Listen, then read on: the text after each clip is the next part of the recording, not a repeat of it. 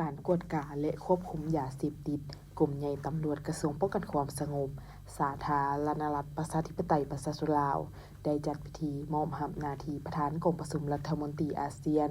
ว่าด้วยปัญหายาเสพติดและกองประชุมปิ่นโอมที่เกี่ยวข้องให้ประเทศฟิลิปปินส์เป็นเจ้าภาพในการจัดกองประชุมในครั้งต่อไปโดยผ่านกองประชุมระดับเจ้าหน้าที่อาวุโสในวันที่3 มังกร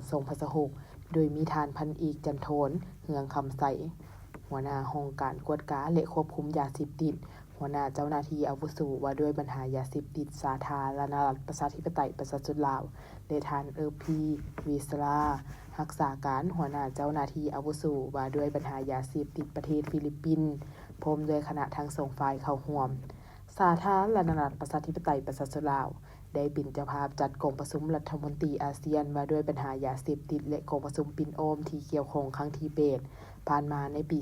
2023และในครั้งที่9เมนประเทศฟิลิปปินส์จะเป็นเจ้าภาพในการจัดกองประชุมดังกล่าวสาธารณรัฐประชาธิปไตยประชาชนลาวมีความยินดีและภาคภูมิใจที่ได้รับเกียรติเป็นเจ้าภาพและประธานกองประชุมรัฐมนตรีอาเซียนว่าด้วยปัญหายาเสพติดและกองประชุมปิ่นโอมที่เกี่ยวข้องซึ่งผ่านมาได้มีการปรึกษาหารือและบรรลุจุดประสงค์ตามคาดหมายที่วางไว้โดยมีเป้าหมายเพื่อเพิ่มทวีและป้องกันปัญหายาเสพติดในบรรดาประเทศสมาชิกอาเซียนในโอกาสเดียวกันนี้ก็ได้มีพิธีมอบรับหน้าที่ประธานกองประชุมรัฐมนตรีอาเซียนว่าด้วยปัญหายาเสพติดครั้งที่9ให้ประเทศฟิลิปปินส์อย่างเป็นทางการมอบโดยทานพันเอกจันโทนเฮืองคำใสหัวหน้าเจ้าหน้าที่อาวุโส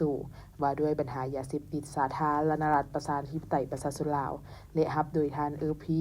เบสลารักษาการหัวหน้าเจ้าหน้าที่อาวุโสว่าด้วยปัญหายาเสพติดประเทศฟิลิปปินส์